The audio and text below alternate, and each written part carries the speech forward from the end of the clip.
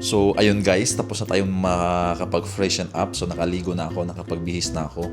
Ngayon ay aalis na tayo. So it's already 1:54 ng hapon. So kasi yung exam ko will be at 3 p.m. So 3 to 4 p.m. And then di naman siya masyadong kalayuan dito sa tinitirhan ko. So nasa one stop lang siya, tapos maglalakad lang ng mga 10 to 15 minutes. And then magbubukas kasi yung Folkhochschule o yung VHS ng 2:30 p.m. Tama lang din na aalis tayo dito ng 2 p.m. para makarating tayo doon ng mga 2:30 p.m. So may 30 minutes pa tayong makapag-relax bago yung exam prepare guys. So tara, samahan niyo ako.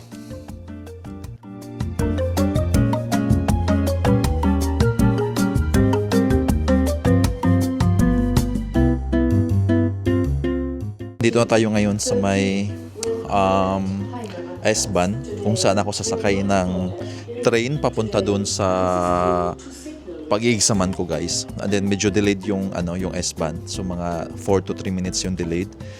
So pero may oras pa naman tayo dahil yung darating na train ay mga 2:14. So we still have time para makapunta. Then one station lang naman galing dito. So yun lang, wish me luck guys.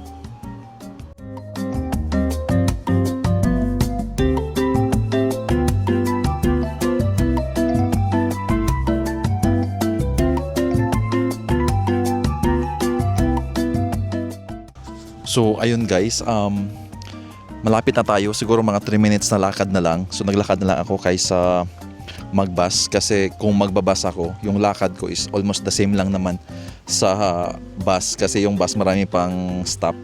So mas maganda pang maglakad kasi makakapag-ehersisyo ka pa din, maganda pa yung view. Kagaya nito, nandito ako sa may bridge, napakaganda ng view kasi malinis yung ilog tapos yung huni ng ibon. So kung nagbas ako, hindi ko to makikita.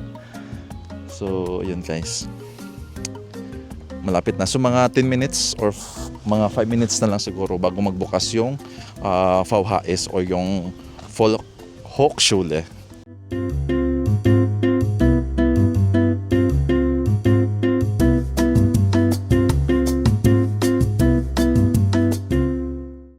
Guys, nandito na tayo sa VHS na building.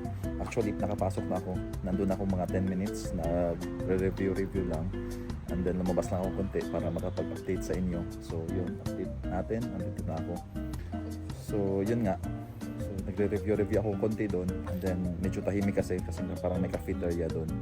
Parang waiting area. So lumabas lang muna ako dito. So nandito ko ngayon sa may labas. Habang inaantay yung oras, may mga 15 minutes before 3 papasok na ako sa loob. So yun guys, at saka update ko na lang sa inyo mamaya after na exam. So yun lang, bye bye. Yun guys, tapos na yung Einbürgerungs exam ko.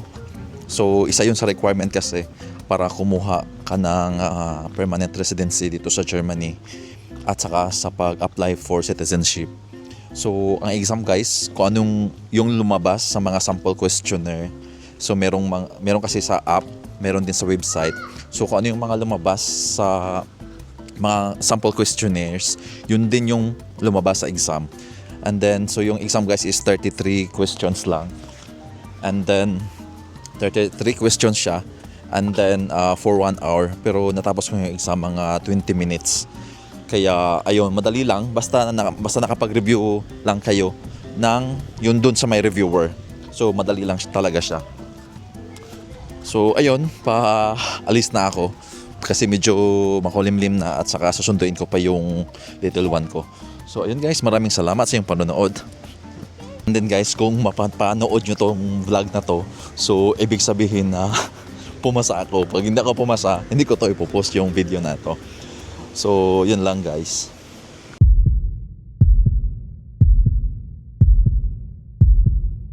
So hello guys, after 10 weeks of waiting, dumating na yung result.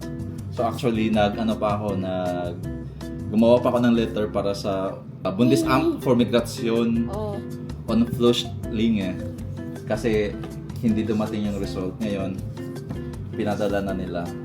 Let's see. Ano yung result ng ating citizenship exam? If pwede naman tayo makapag-apply Para saan yan? para sa exam na Fail Pag- or pass? pag hindi to na ano, Pag hindi to na-upload, pa-upload pag sa yun yung bagsak.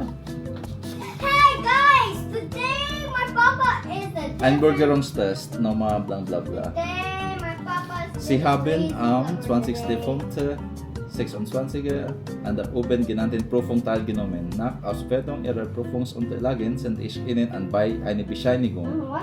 Kasi yung sa akin. Oh my God, wala kayo result ani. Wala pa di. Perfect. Sana all. Perfect?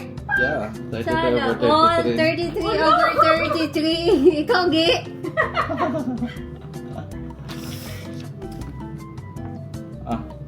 Ikaw naman excited. So good. Yan lang guys, pumasa tayo. Sana So, pwede na tayo all. makapag-apply for permanent residency at saka citizenship. Hopefully. Congratulations. Congratulations, Yeah. there's El. So, dahil ma-upload na yung video ko, sabihin pumasa tayo. After 10 weeks of waiting. Guys, thank you Lord. Bye-bye.